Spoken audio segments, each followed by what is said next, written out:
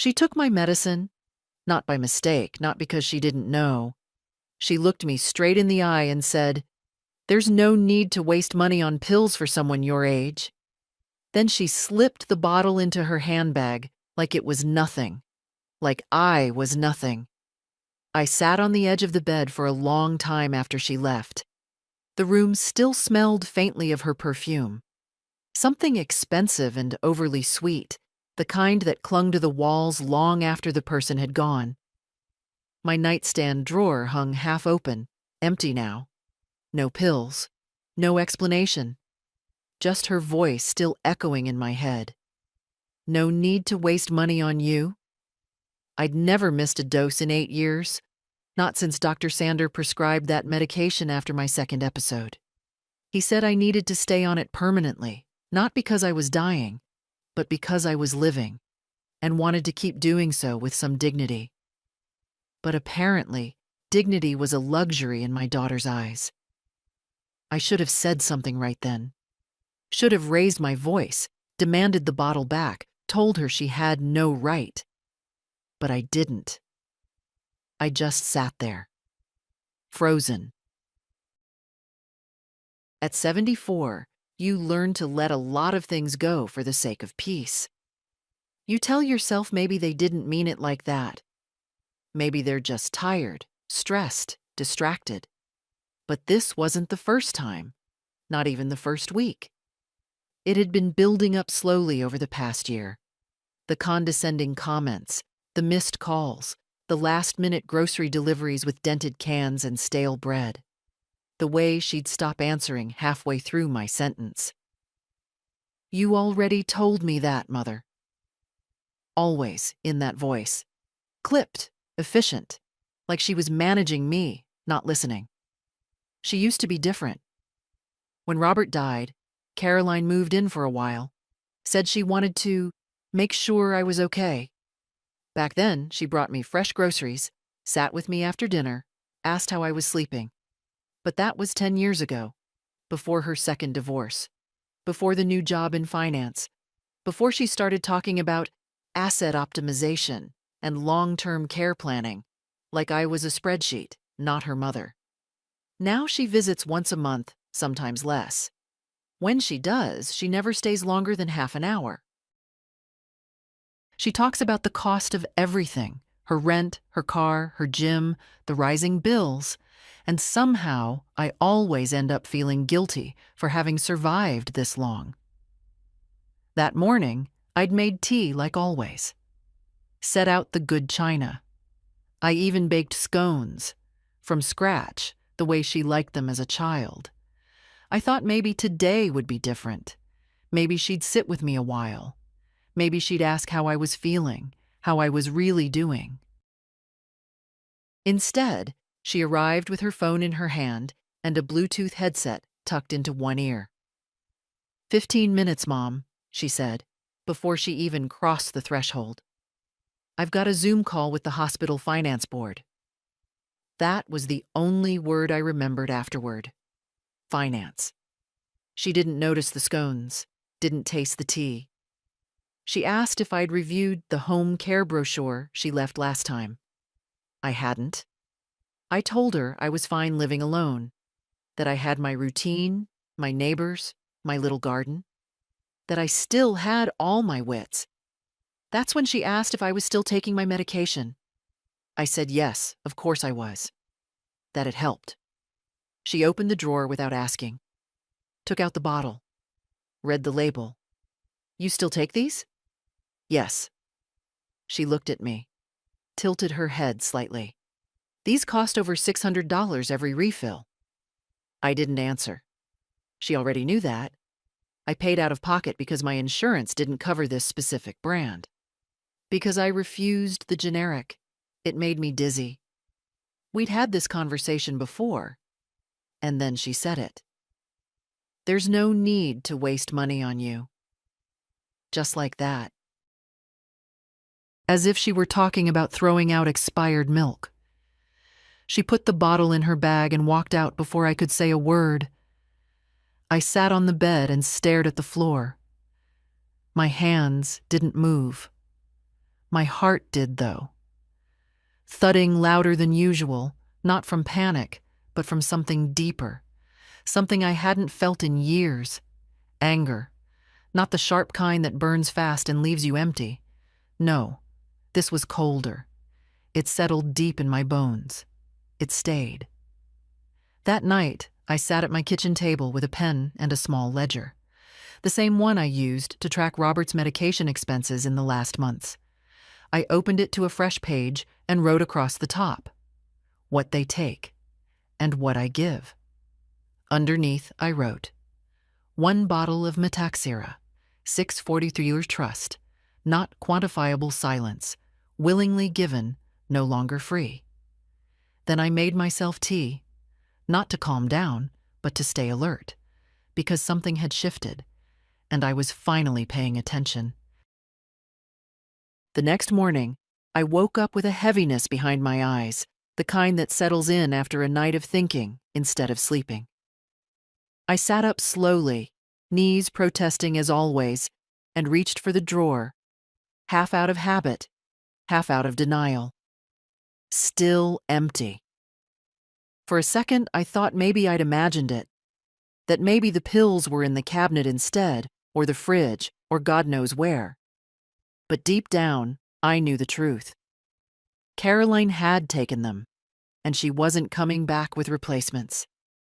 I sat at the kitchen table and stirred my oatmeal, watching it thicken without appetite. Then I picked up the phone and dialed the pharmacy. "Good morning, Mrs. Johnson," the pharmacist said, cheerful as ever.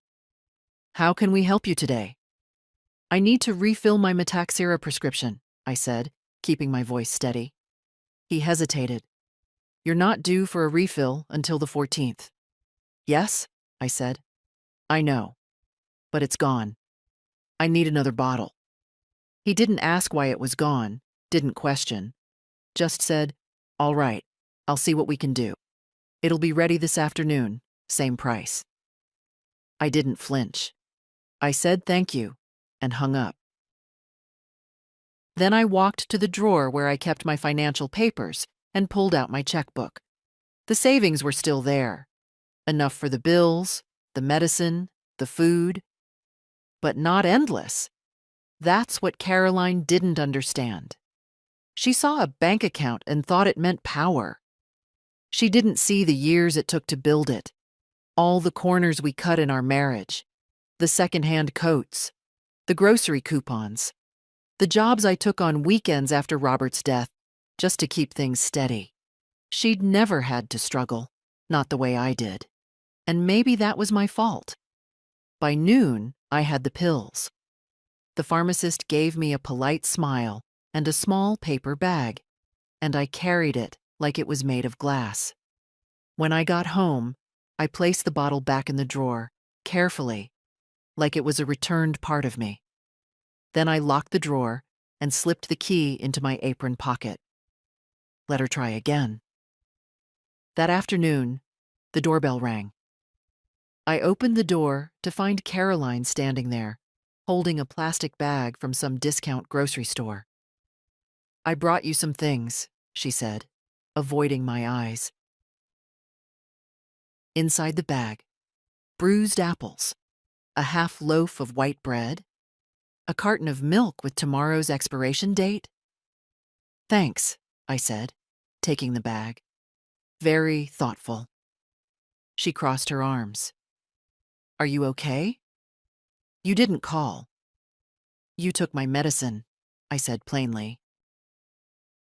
She flinched. "I didn't take it. I borrowed it. I was going to come back with something cheaper." "It wasn't yours to borrow," I said, "and I'm not switching medications." She sighed, exasperated. "Mom, you're being unreasonable. That stuff is overpriced. There's a generic version for a third of the cost." "And that generic makes me sick." She looked down at the floor, then back up. "You can't keep spending like this. You'll run out." "I'd rather run out with dignity than live like a shadow." That stopped her. She shifted her weight from one foot to the other, lips tightening. "I'm just trying to help." No, I said. You're trying to manage. There's a difference. We stood in silence for a moment. I could see the flush rising in her neck. She wasn't used to pushback. I have a meeting in 10 minutes, she said abruptly. I'll check on you next week. I didn't say goodbye. I just closed the door. Later that evening, I took out the ledger again. March 5th. Groceries. Unrequested. Est. $9 dismissive visit. 7 minutes. Medicine. Comment. Unreasonable. Overpriced. You'll run out. Emotional cost. High physical cost.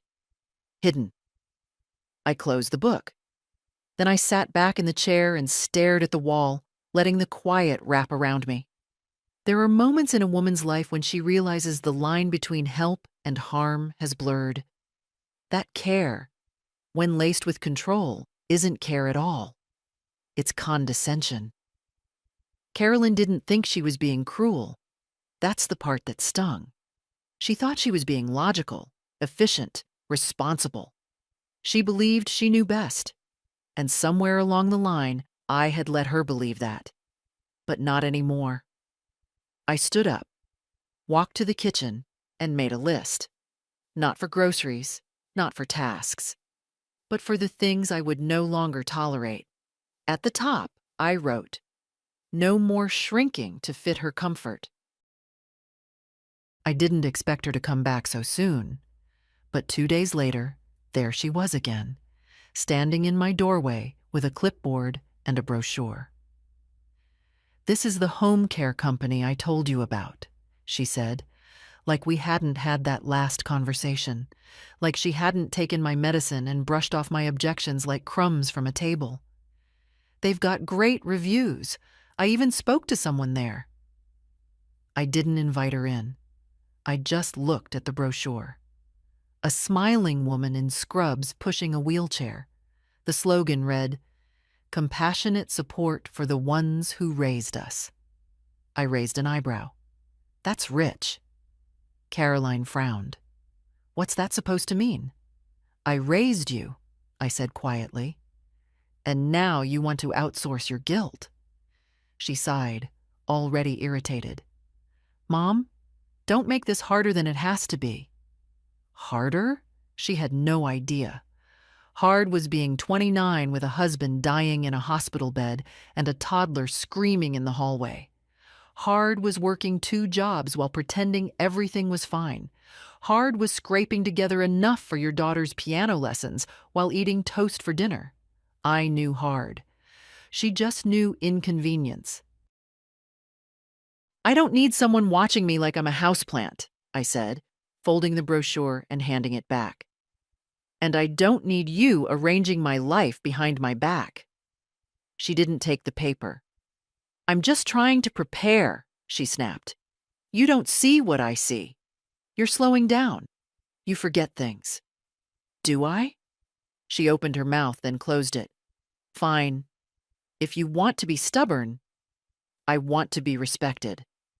Her face hardened, and she finally took the brochure back. "This isn't about respect, Mother. It's about reality. You're not getting younger, and I can't always be here. You need to start thinking practically." I looked her straight in the eye. "I started thinking practically the day you took my medicine." That silenced her for a moment. A flicker of guilt, or maybe just annoyance, passed across her face. "I'll call you later," she muttered, turning on her heel. I watched her walk down the steps and into her spotless SUV, watched her adjust the rearview mirror before pulling away. Then I went back inside and locked the door. That night, I opened the ledger again. March 7th. Visit. 12 minutes. Brochure. Compassionate support. Language used, stubborn, forgetful, not getting younger. Offer, nursing care for convenience, not concern. Reaction, deflection. Emotional withdrawal. Complete. I poured myself a glass of water and sat in the dark for a while. You don't raise a child thinking one day she'll look at you like a problem to be solved. You don't change diapers and stay up with fevers and sew Halloween costumes thinking that child will one day evaluate your usefulness like an expired product. But here we were. I wasn't angry anymore. Not in the way I had been. I was tired, yes. But I was also clear. And with clarity comes resolve. The next day, I made some changes. First, I called the pharmacy and set up a private PIN for all future prescriptions. Then I moved my medications to a lockbox in the kitchen drawer. I scheduled my next doctor's appointment and asked for a printed summary of my medical chart, something I hadn't done in years. Then I pulled out the fireproof box with all my financial documents and began to reread them. Slowly, carefully. I didn't have any illusions. I knew Caroline would come back. Not because she wanted to, but because she needed to feel in control. And the moment she realized she didn't have it anymore, she'd panic. That night, as I prepared for bed, I felt a strange calmness. It wasn't joy, but it was close to something like peace, the kind you earn after being quiet for too long and finally hearing your own voice again. I placed the ledger on my nightstand. There were only a few lines on each page so far, but I had a feeling it would fill up quickly. And when it was full, I'd decide what came next. She didn't come for 2 weeks, not a call, not even one of her usual dry little texts. Groceries delivered or you good? Nothing. At first, I thought maybe I'd finally drawn a line she was afraid to cross. But then I remembered. Caroline never avoided conflict. She just waited until she could control the next move. That was always her way. Not yelling, planning. And I knew in my bones she was planning something. I didn't mind the silence, to be honest. It gave me space. And in that space, I began to breathe differently. I rearranged the spice drawer, took out the old photo albums, even walked to the post office one bright morning, leaning on my cane but standing tall. And I felt something I hadn't felt in a long time. Competent, not quick, not strong, but capable. Still me. Then, one Thursday afternoon, the phone rang. It wasn't Caroline. "Mrs. Johnson? This is Rachel from Willow Home Services. Your daughter asked us to give you a call." I didn't answer right away, just held the phone to my ear, staring out the kitchen window. My rose bush was starting to bud again, little green shoots poking through the dead growth. "Mrs. Johnson?" "Yes," I said. "I'm listening." "We understand your daughter is concerned about your well-being, and she'd like to schedule a home safety consultation. No cost to you, just to make sure your living space is secure. Slippery rugs, low lighting, that sort of thing." I pictured Caroline pacing her condo, sipping her almond milk latte, talking about liability and fall risk. "I didn't request this," I said. "No, ma'am. Your daughter did. We just need your verbal consent to proceed." I paused. Then I said, "No." Rachel hesitated. "Excuse me?" I said no. "Kindly take me off your list." She tried again, professional but persistent. "We're only here to help. It's standard for families in your situation." I smiled, though no one could see it. "What situation is that?" Another pause. "Elderly care." I let the silence grow long enough to make her shift in her chair. Then I hung up. That night, I made another entry in the ledger. March 21st. No visits, 13 days. Outsourced concern to home care agency. Attempted consultation without consent. Language used, standard, elderly, safety, autonomy threatened, yes response, no. I poured a small glass of sherry and sat in the living room with the lights low. The clock ticked. The wind brushed against the windows. And I thought about the word elderly. I don't mind being old, it's honest. But elderly is a word people use when they want to move you aside, tuck you into the corner, talk over you, make decisions for you. Robert used to say, "Old is just a year ahead. Elderly is what they call you when they stop listening." I wasn't ready to be unheard. The next morning, I pulled out my checkbook again and made a payment for my quarterly taxes. Then I sat down and wrote a letter to my financial advisor, requesting an updated statement on all my holdings. If Caroline wanted to treat me like a client instead of a mother, then she'd better know I could still balance a budget better than half the analysts at her office. Later that day, I went out to prune the roses. The ground was damp. My knees ached, but I knelt anyway. There was something beautiful about tending something that needed care. Something that would bloom, not because someone else scheduled it, but because I chose to show up. My neighbor Janice waved from across the street. "You're out early," she called. "Roses don't prune themselves," I said. She smiled. "You're tougher than you look." I smiled back, but inside I thought, no one sees how tough I've always been. And I was done hiding it. I didn't tell anyone about the spell I had that night. It wasn't dramatic.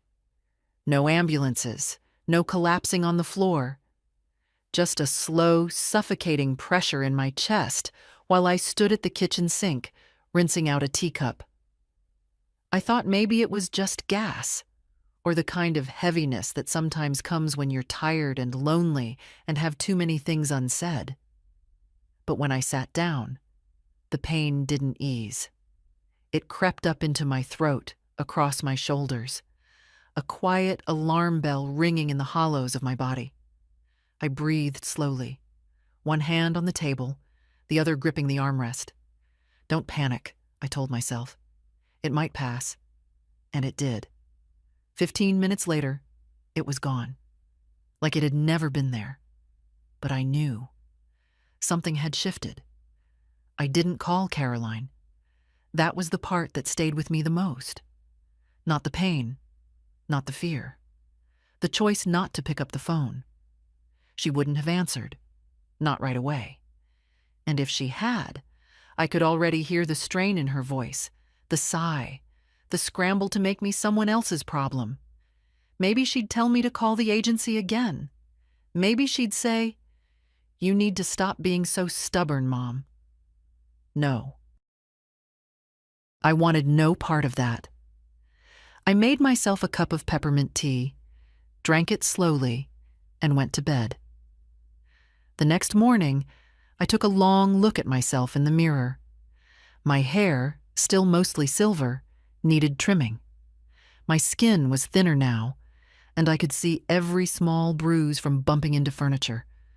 But my eyes, they hadn't changed. Still sharp. Still mine. "Not today," I said to the reflection. "Not yet." I dressed in my softest cardigan, pulled on my walking shoes, and took a slow stroll around the block. It wasn't much, but it felt like a quiet rebellion, a reminder to myself that I was still in motion, still alive. When I got home, there was a voicemail waiting. Caroline. "Hey, Mom, I know we haven't talked much. Just checking in. Hope everything's okay. Call me if you need anything." It sounded rehearsed, like a line she had to deliver before a meeting. I didn't call back. Instead, I sat down and wrote in the ledger. March 25th. Physical episode, moderate resolved alone, no contact during after message tone, obligatory dependence reduced, reality proven emotional cost, moderate autonomy intact. Yes. Later that week, a small envelope arrived in the mail. Inside, a pamphlet from an estate planning firm. No note. Just a bright yellow sticky tab marking the page titled, "What Happens If You Become Incapacitated?" I stared at it for a long time. She wanted to be in charge, not to help, but to own the power of my decisions, to control what came next. That night, I opened the fireproof box again and began reviewing my legal documents. Will, trust, power of attorney. I hadn't updated them since Robert died. Back then, I'd made Caroline the primary contact. It had seemed logical. She was the more organized one, the one who always had a plan. Now, I saw it differently. In the quiet of my living room, I took out a notepad and wrote a list of names. People I could trust. Not many, but enough. My neighbor Janice, who checked on me without expectation. The bank advisor who always took the time to explain things clearly. My late sister's daughter, Holly, who called every month just to talk, never once asking for anything. There were still good people in my life. Caroline had just made herself a loud absence, and in that silence, I was learning to listen to everything I'd ignored. That same night, I watched an old home video, one from Caroline's 6th birthday. Robert was holding the camera, and I was lighting candles on a cake shaped like a sunflower. Caroline, in pigtails, clapped her hands and shouted, "Faster, Mommy." I did everything fast back then. Fast cake, fast cleanup, fast bedtime. I was always rushing to meet their needs. But now I moved at my own pace, and every step was mine to choose. It was the sound of the gravel crunching under tires that told me she was back. I peeked through the curtains before she made it to the porch. Same car, same brisk walk in heels too high for errands. But this time, no clipboard, no grocery bag, just her. And something tight in her face, like she was practicing being kind but hadn't quite nailed it. She knocked, softer than usual. "Mom?" I opened the door but didn't move aside. "Hi," she said, forcing a smile. "Can I come in?" I didn't answer right away, just stepped back enough to let her pass, without welcoming her. The living room was clean, sunlit, quiet. Too quiet for the kind of conversation I knew was coming. She sat down on the edge of the sofa like a guest in someone else's house. "I've been thinking," she started, smoothing out her skirt. "About everything. About you." I waited. "I know I've been a little overbearing. Maybe I pushed too hard." I still didn't say anything. She sighed. "Mom, look, I know you're proud. You've always been so independent. I admire that, really, but at some point we all have to admit we can't do everything ourselves." I raised an eyebrow. "Is that what this is about? You admitting something?" That caught her off guard. "No, I mean," she stopped herself. "I just worry." I folded my hands in my lap. "You worry enough to take my medication, to call strangers to come evaluate me, but not enough to ask how I'm sleeping, or if I've eaten." She flushed. "That's not fair." "No," I said. "It's honest." She opened her mouth to argue, then closed it again. After a long silence, she said, "You had an episode last week, didn't you?" I didn't ask how she knew. Probably a neighbor mentioned it, or maybe she'd actually bothered to call the pharmacy. "I managed," I said. "That's not the point. It is exactly the point." I leaned forward just slightly. "I managed. Alone. Because that's what you've left me to do." She looked down, fiddled with the hem of her sleeve. "I'm not trying to be the villain here," she said, her voice suddenly small. "I have so much on my plate, Mom. Work, the mortgage, the board meetings. It's just overwhelming sometimes. And you're not always easy to deal with." I nodded slowly. "No. I imagine it's inconvenient when your mother refuses to quietly disappear." She looked up sharply. "That's not what I meant." "No," I said. "But it's what you think." She stood up then, frustrated. "You know what? I came here to make peace. To apologize even. But if you're going to twist everything—" "I'm not twisting anything. I'm remembering." She stared at me like she didn't recognize me anymore. Maybe she didn't. "You've changed," she said. "I've returned," I corrected. She didn't like that. After a pause, she grabbed her purse. Fine. Do it your way. Just don't expect me to be around when things go south. At the door, she hesitated. I don't want to fight, Mom. I really don't. You never did, I said gently. You just wanted me quiet. She left without another word. Later that evening, I added to the ledger. April 1st. Surprise visit, unannounced. Tone, rehearsed concern, defensiveness. Language used, proud, not easy, overwhelming, make peace. Subtext, control disguised as care. Emotional tone, brittle outcome, inconclusive, unresolved. Personal clarity, rising. I sat by the window long after the sun went down, thinking about the way she'd looked at me. Like I was someone new, someone foreign. She wasn't wrong. I had returned. To myself. To the version of me who didn't apologize for needing space. Or respect. Or silence. There's a cost to reclaiming your voice after years of keeping it small. But there's also a reward. And tonight, I could hear it clearly. I don't think she meant to let him come. He showed up a few days later. My grandson, Jacob. 17, all limbs and energy and the faint shadow of a mustache he was proud of. He knocked like someone who wasn't sure he was welcome. Hi, Grandma. I opened the door and smiled before I could help it. Jacob, what a surprise. He held up a grocery bag like an offering. Mom said to drop these off and maybe check on you. I took the bag, apples this time, and crackers. Better than last time. Less guilt in the purchase, maybe.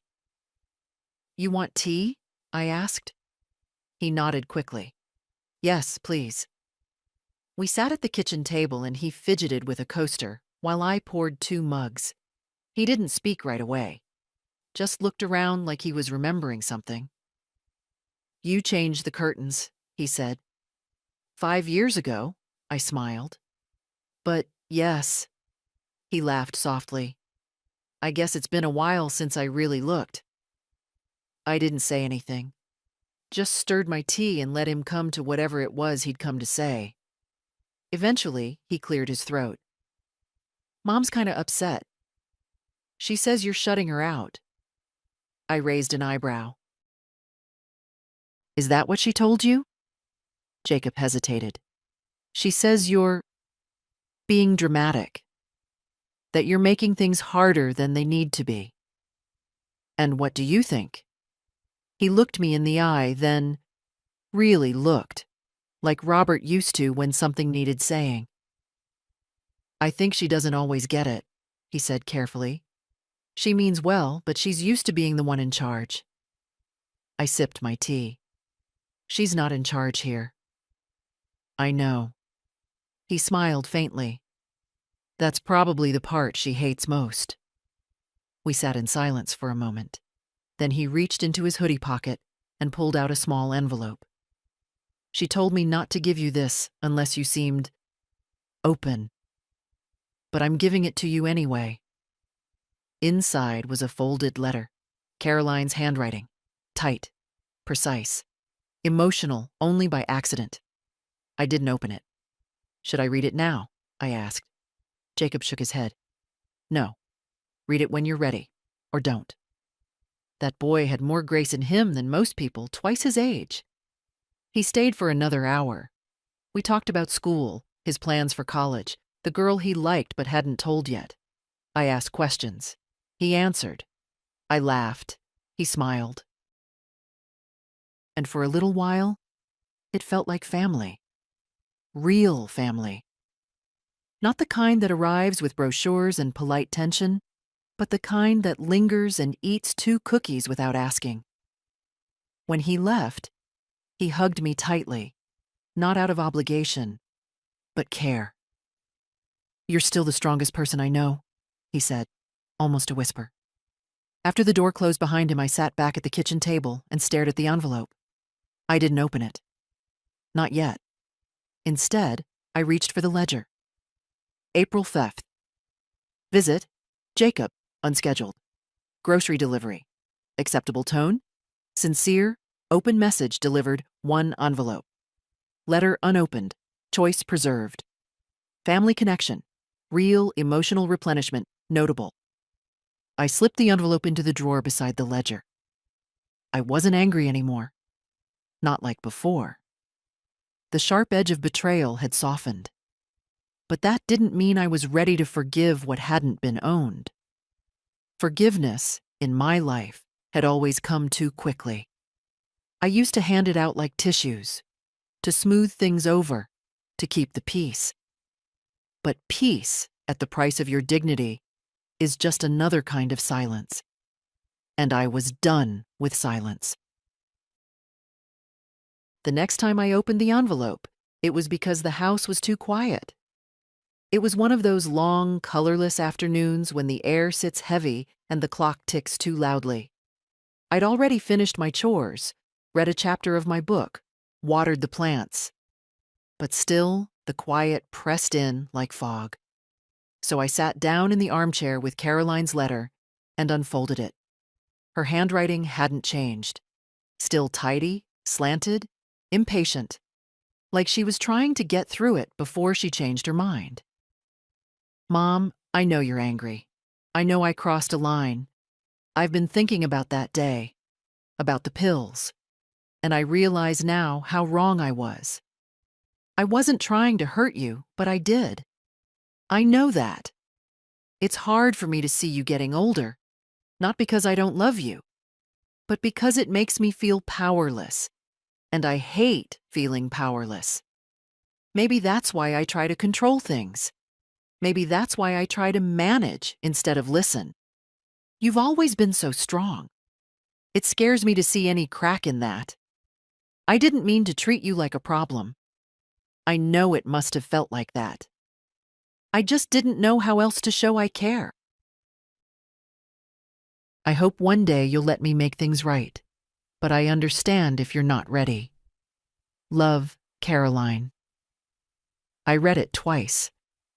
Slowly, then again, more quickly. There were no excuses in the letter. That surprised me. There was an apology, yes, and a bit of self-justification tucked between the lines. But mostly, there was something I hadn't heard from her in a long time. Vulnerability and fear. It was strange, seeing it like this. On paper, her voice sounded younger, like the girl I once knew. The one who cried when her fish died. The one who sat beside me during storms and asked if the thunder would ever break the house. She wasn't cruel. She never had been. But she had grown cold, efficient, hardened by something I couldn't quite name. Life, maybe. Or disappointment. Or just the long, slow erosion of closeness between mother and daughter when neither one says what they truly feel. I placed the letter beside me and closed my eyes. I remembered holding her the night her father died. She was 24, too grown up for lullabies, but small again in her sorrow. She hadn't let go of my hand all night. That girl was still in her somewhere.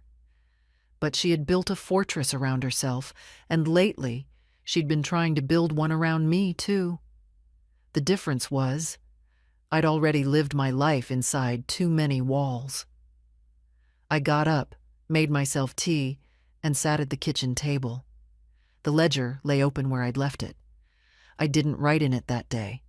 I just stared at the last entry, Jacob's visit, and wondered, when was the last time Caroline had walked into this house and simply sat? Not advised, not managed, just sat and stayed. I didn't know. Maybe she didn't either. That evening, I dialed the number to my doctor's office and scheduled a full checkup. "You want everything?" the nurse asked. "Yes," I said. "Blood work, heart scan, all of it." "All right, Mrs. Johnson, we'll book you in for next Tuesday." I hung up and marked the date on my calendar, one step at a time. Not for her, not for guilt. For me. Later, I opened a new page in the ledger, not for judgment, but for something else. April 8th. Letter received. Sincere tone, no demands, acknowledgement of harm, present signs of vulnerability, evident trust, not restored, but acknowledged. Reaction, thoughtful, cautious action, self-care initiated emotion, bittersweet, steady. I folded the letter and placed it inside the back cover of the ledger. I wasn't ready to answer, but I wasn't angry anymore. And that, too, was a kind of healing. It was raining when the phone rang. Not a soft spring drizzle, but a loud, insistent downpour that slapped the windows and turned the street outside into a river. I was in the living room, folding laundry. Slow, methodical, the way you do when the day has no real beginning or end. The phone rang again. I checked the screen. Caroline. I answered without saying hello. Her voice cracked before she even got through the first sentence. Mom, I need help. It was not the voice of a woman trying to be polite or persuasive. It was raw, frightened, exposed. What happened? She tried to speak, then stopped. I could hear her breathing, quick and shallow. I'm at the hospital, she said finally. They found something. The words came in fragments. A lump, a scan. The phrase needs surgery immediately. She was alone. She hadn't told anyone yet, not even Jacob. And she didn't know how to say it without sounding like she was already falling apart. They say I need the operation by the end of the week, she whispered. And my insurance, it won't cover it all. The surgeon I trust, he's considered out of network. I felt the shift before I let myself name it.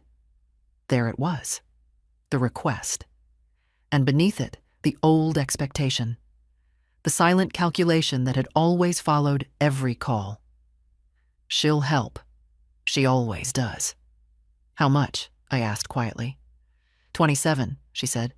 Maybe 30 with post-op care. I don't have that. A pause. You do. It wasn't accusatory, just factual. Yes, I did. She knew I did, and we both knew what came next. The pause before the ask. Mom, will you help me? My hand tightened around the phone. The rain beat harder against the windows. The sky outside was the color of old bruises. I didn't answer right away. I didn't shout. I didn't cry. I just sat there, breathing, hearing the rain and her shallow desperation on the other end of the line. Then I said it. No. She went silent. I could feel the weight of it settle between us like a dropped plate. No, she repeated, as if she hadn't understood. I'm sorry, Caroline, I said, but I won't be paying for the surgery. The silence stretched. I don't understand, she said finally. You're punishing me? No, I said gently. I'm protecting myself. But I'm your daughter. Yes, I said. And I was your mother when you took my medicine, when you spoke over me, when you made plans about my care without me. And I said nothing. For years, I said nothing. This is different, she said, her voice rising. No, I replied. It's not. She tried again. Mom, this is serious. This isn't about groceries or old arguments. It's about patterns, I said, and boundaries, and the fact that I'm not your emergency fund, I'm not your insurance plan, I'm your mother. There was a long silence. I could hear her breathing, tighter now, almost trembling. I never thought you'd say no, she said, barely above a whisper. I know, I said. That's the problem. Then I ended the call. My hands shook as I set the phone down. Not from guilt, but from the sheer force of how long I'd been waiting to say that word and truly mean it. No, it echoed in the quiet. It felt like breathing for the first time. I opened the ledger with steady fingers and wrote, April 12th. Phone call. Urgent request. $30,000 medical emergency. Verified tone. Fear, expectation, assumption. Response given, no emotional cost, high emotional return. Freedom. I closed the book and stared out the window. The rain was still coming down hard, but I didn't feel cold. I felt whole. Let the storm rage. I had found shelter, and for the first time in years, it was in myself. The fallout came quickly. That night, I turned my phone off. I didn't want to hear the barrage, the outrage, the guilt-laced appeals disguised as concern. I knew her, knew the rhythm of her emotions. Shock would turn into pleading, then into anger, then into blame. I had finally stepped out of the role she'd written for me, and she had no idea what to do with a mother who said no. The next morning, I turned the phone back on. 37 missed calls, 8 voicemails, and 2 messages from Jacob, just asking if I was okay. Only his I listened to. Hey, Grandma, Mom's really upset. I don't know everything, but she said you two had a fight. Just checking in. Call me when you want. And the second? Later that night. I'm here if you need anything. I love you. I didn't cry. But something in my chest softened. A small break in the tightness that had lived there too long. Then came the visit. I saw her car before I heard the knock, parked half on the curb like she'd rushed over, not even caring if she was crooked in her haste. She didn't bother to ring, just knocked, hard, 3 times. I opened the door slowly. Caroline stood there, arms crossed, coat soaked from the drizzle. You really meant it, she said. No hello, no pretense. Yes. You're seriously letting me go through this alone? I'm not letting you do anything, I said calmly. You're not a child. Her jaw clenched. It's surgery, Mom, not a shopping spree. I know. She stared at me, waiting for something. Regret, guilt, apology. I gave her none. You're punishing me, she said again, low and bitter. No, I said. I'm drawing a line. One I should have drawn years ago. She stepped inside without being invited, dripping rain onto my rug. I gave up so much for you, she hissed. All those years. I stayed after Dad died. I helped run this house. I put off grad school. And now, when I need you. You didn't stay for me, I said, voice firm. You stayed because you didn't know where else to go. And that house you helped run? I paid the bills. I cleaned it. I held it together while you watched. Her eyes filled, not with tears, but with fury. You really think I've been using you all this time? No, I said. I think you stopped seeing me as a person. She blinked. That one landed. Then, quietly, and Jacob? Are you going to cut him off too? I shook my head. He hasn't asked for anything. She flinched. That's not fair. No, I said, but it's honest. The silence between us was thick. I'm scared, she whispered. I know, I said gently, but fear doesn't entitle you to everything you've taken. She looked at me for a long moment, then shook her head like she didn't recognize the woman standing in front of her. I hope you sleep well, she muttered, and walked out without another word. I didn't follow her, didn't call after her. Just stood there, letting the rain-soaked air fill the doorway before I closed it. That evening, I made a cup of tea and opened the ledger again. April 13th. Visit, aggressive tone. Accusations, manipulation, punishment. Language used, alone, deserve, I gave up so much. Core message, entitlement disguised as sacrifice. Boundary held, firmly emotional cost, sharp emotional clarity, complete. I stared at the page for a long time. Then, without knowing why, I flipped back through the older pages. So many entries, so many little moments where I gave up a piece of myself without protest. So many tiny deaths in the name of peace. But not this time. This time I kept something. This time I kept myself. The silence afterward wasn't peaceful. It was the kind of silence that pressed in at the edges, like a draft seeping through the cracks of an old house. It didn't ache exactly, but it reminded me of what had just been said, of what had just been lost, but also of what had been reclaimed. Caroline didn't call. Not the next day. Not the day after. And neither did Jacob. I imagined she'd told him something. Maybe not a lie, but her version of the truth, polished with just enough omission to keep her in the role of the injured party. That was always her way. I kept waiting for the guilt to arrive, for the old reflex to kick in, to smooth things over, to reach out, to fix. But it didn't. Not this time. Instead, something else arrived. Stillness, not emptiness, not regret, just stillness. And with it came an unexpected guest. Relief.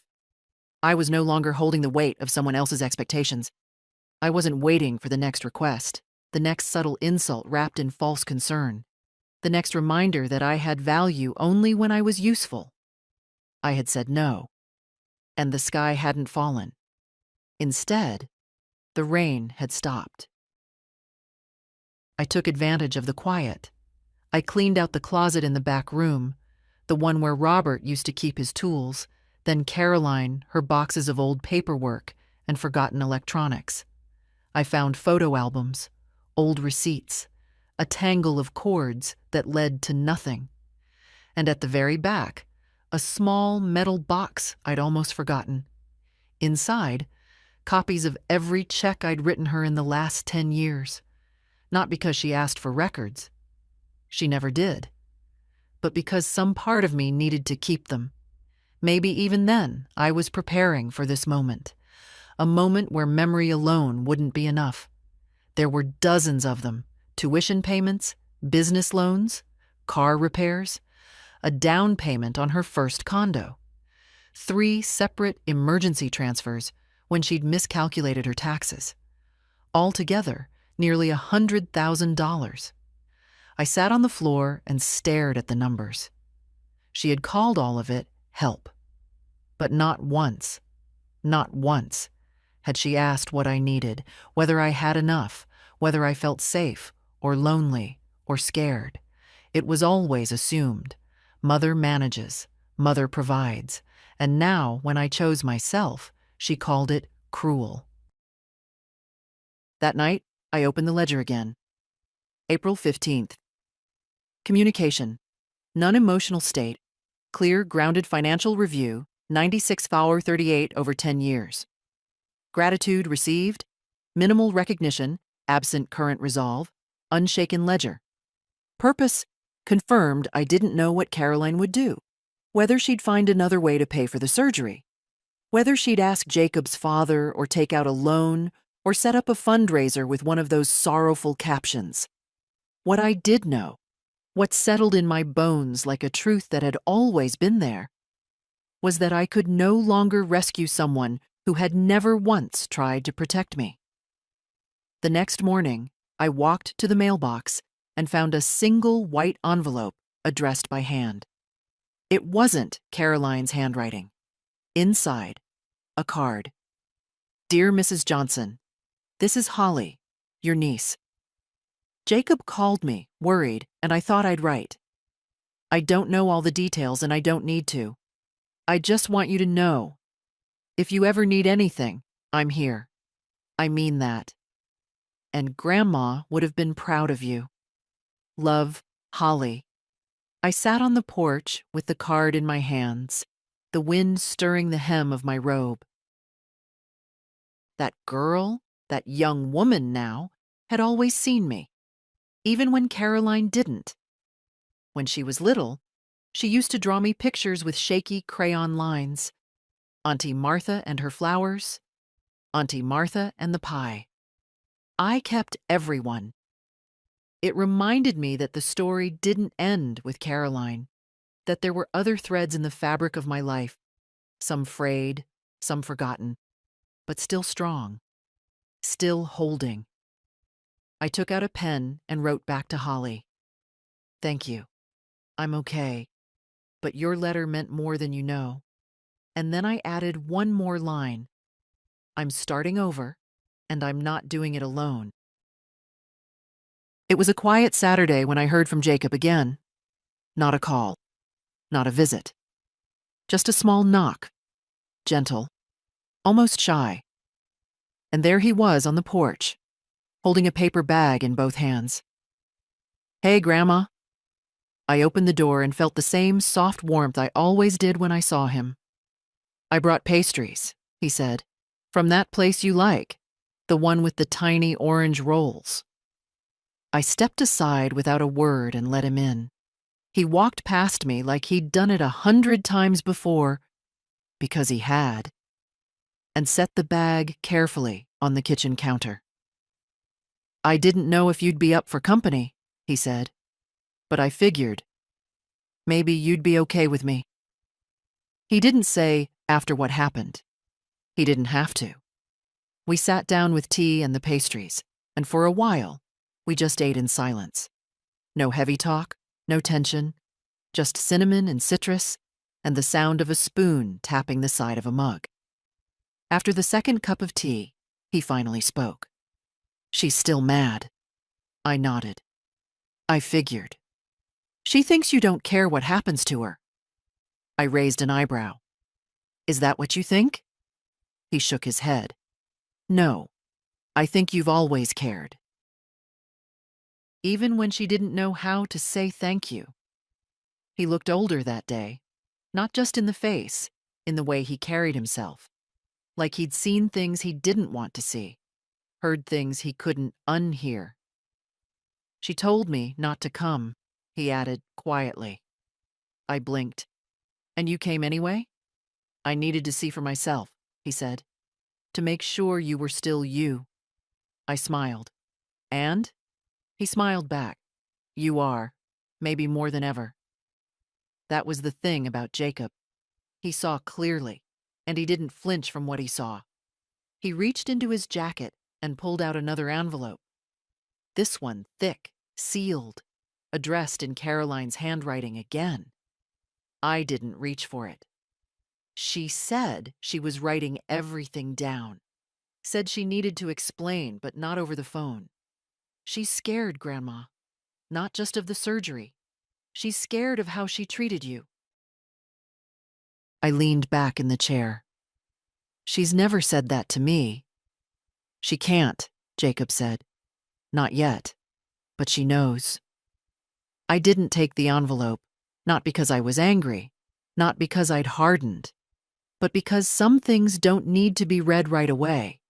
And some truths, once spoken, can wait until you're ready to feel them fully. Instead, I placed my hand over his. I'm proud of you, I said. You're learning faster than your mother ever did. He looked down, then back at me. I just don't want to lose both of you. I didn't say what I was thinking. You already lost pieces of her years ago. Instead, I said, you won't. He left an hour later, but not before washing the dishes and wiping down the counter like he'd grown up doing it. He hadn't. That was Caroline's way. But I'd taught him enough on the visits we did have, and he'd remembered. After he left, I sat down at the kitchen table again and opened the ledger. April 20th. Visit Jacob Pastries. Thoughtful, personal. Update. Carolyn still angry. Scared envelope received. Unopened emotional tone. Soft, respectful family link. Preserved line held intact. Then I turned the page. Not just in the book. Inside myself. There was something freeing in realizing that you didn't have to hate someone to protect yourself from them. That love, too, could come with boundaries. That forgiveness could take its time. I didn't know what I would do with Caroline's letter. Maybe I'd read it tomorrow. Maybe I wouldn't. But I knew one thing with certainty. I had stopped asking for her to change.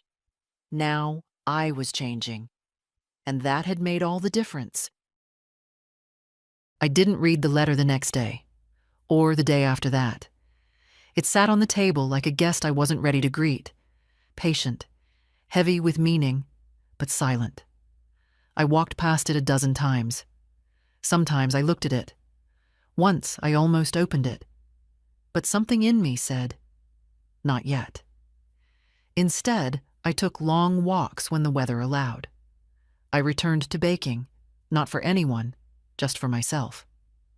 I cleaned out the pantry, rearranged my books, even polished the silver. There was comfort in doing the things that no one saw, but still mattered. And I began to sleep better. I hadn't realized how shallow my rest had become over the years.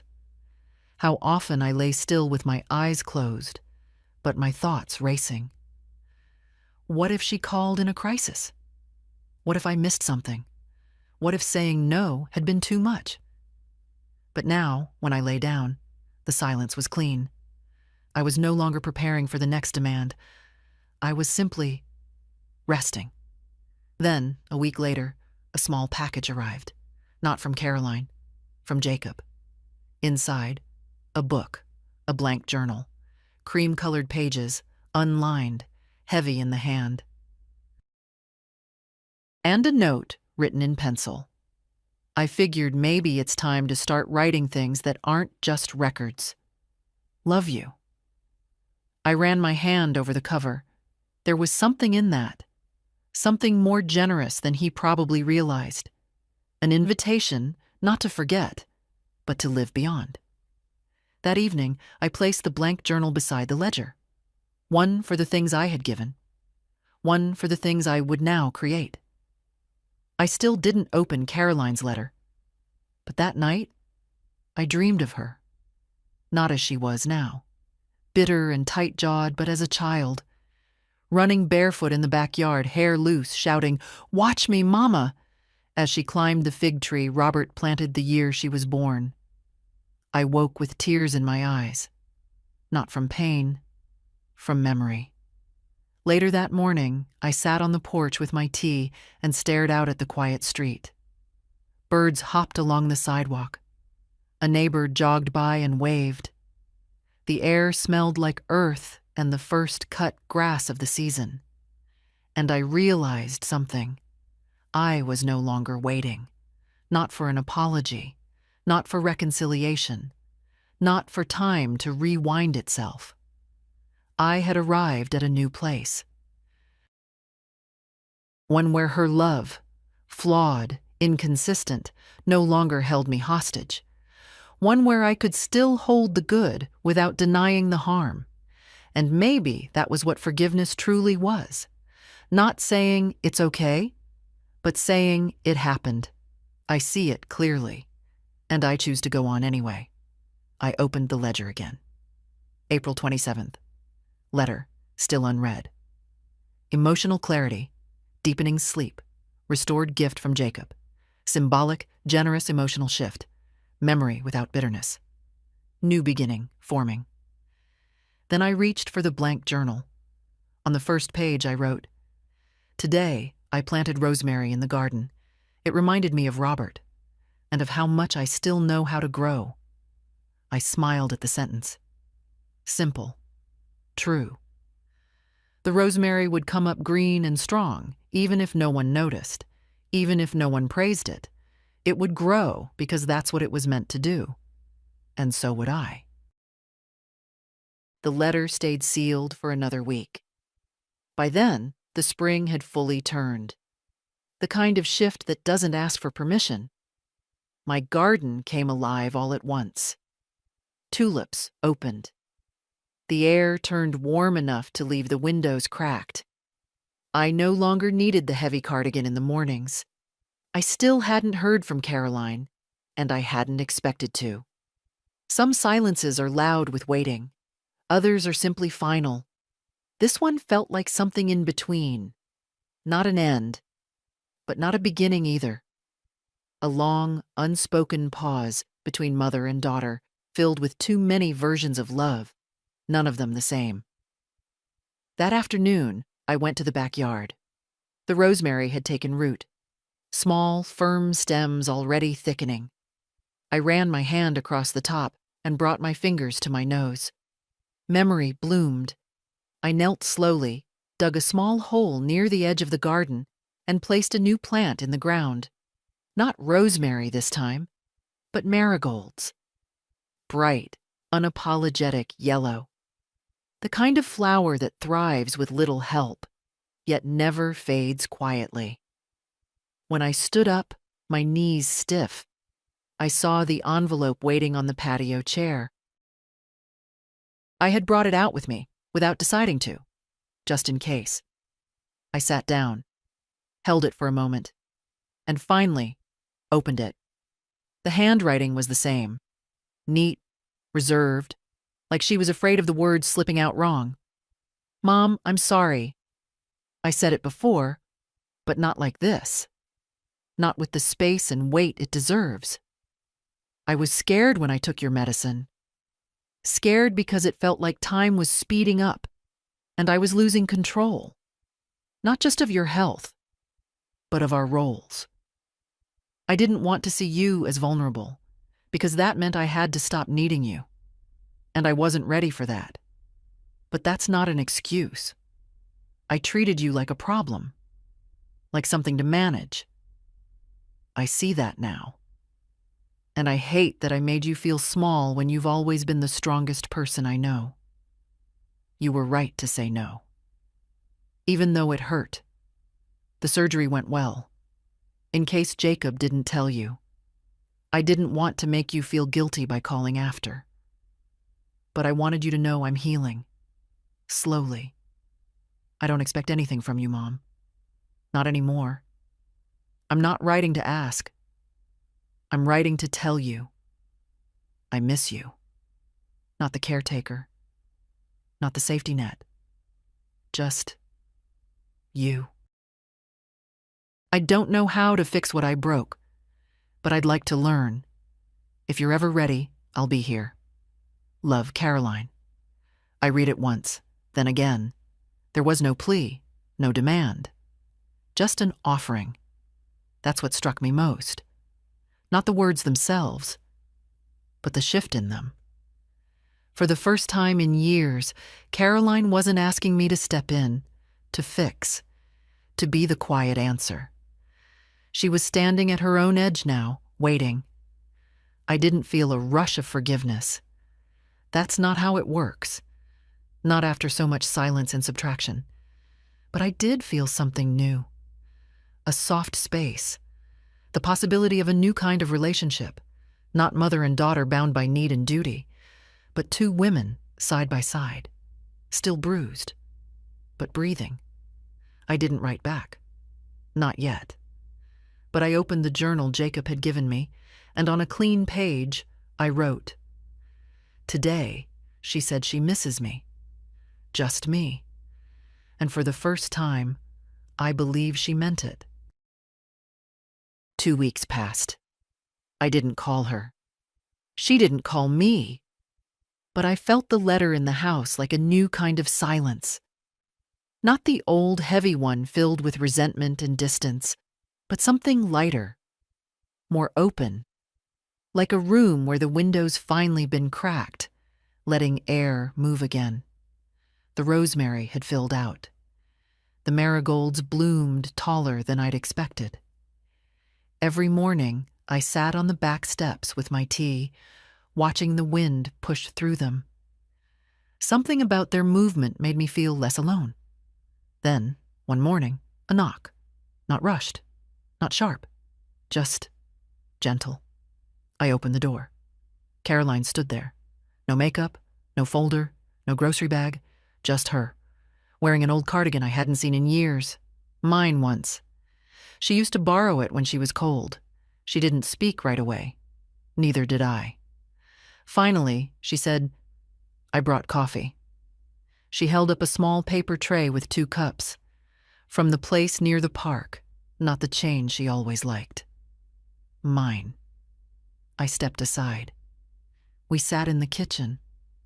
She took the seat across from me like she had 1,000 times before, but this time she didn't fill the space with words. No explanations. No apologies. Just a sip of coffee in the quiet between us. I let her be the first to speak. "Jacob told me you're planting again." I nodded. "Something to do with my hands." She smiled, but it was soft, careful. "I used to love watching you work in the garden." "I don't think I ever told you that." I looked at her, really looked. She seemed smaller somehow, not weaker, just more real, like someone who'd finally stopped performing strength and started looking for something truer. She set her cup down. "I don't want to talk about the surgery," she said, "or the money, or what happened." I waited. "I want to ask if we can try again." I didn't move. "Not the same way," she said quickly. "Not me in charge, not you quietly agreeing. I mean, really try. To talk, to know each other. As people." That word again. People, not roles, not obligations. I leaned back in my chair. "Why now?" She looked down, picked at a spot on the cardboard cup.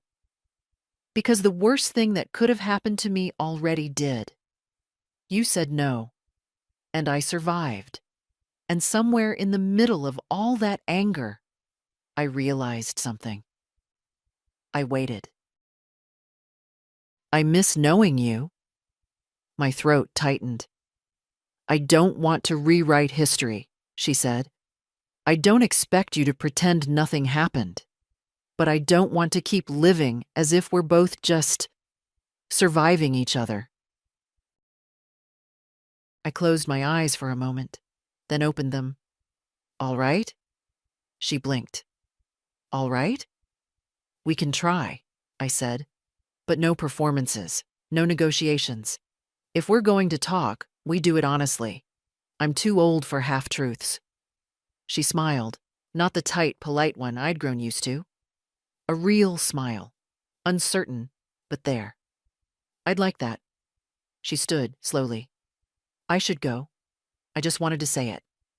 At the door, she paused. "I brought you something else." She handed me a small cloth bag. Inside, rosemary oil. "Homemade," the label said. A little handwritten tag, "For the joints and the memories." I looked up. Her eyes were wet. "I didn't know what else to bring," she whispered. "But I remembered how it smells on your hands after you prune it." I nodded, unable to speak. After she left, I sat down at the table and opened the journal. May 12th. Today, she came back without expecting to be forgiven. She just came to be known. And for the first time in years, I let her. The ledger stayed closed. Not because it no longer mattered, but because I didn't need to write in it every day now. The things that had happened still happened. The pain still lived in those pages. But something had shifted. There was space now, for healing, for limits, for a different kind of love. And maybe that's what I'd been waiting for all along. Not a daughter who would do things right, but a daughter who would stop pretending and let me be real too. If you've read this far, thank you. Thank you for hearing the quiet parts, for sitting with the stillness between what was said and what was meant. Thank you for not looking away from what hurts, and for recognizing when a woman decides to stop shrinking. If this story reminded you of something unspoken in your own life, a boundary you haven't drawn, a truth you haven't told, a silence you've accepted too long, then maybe it's your turn. You don't have to raise your voice to reclaim your dignity. You just have to stop whispering your needs like they're a burden. If this spoke to you, share it. Leave a comment. Let someone else know they're not alone in what they feel, but don't say. We are many. We've just been quiet too long,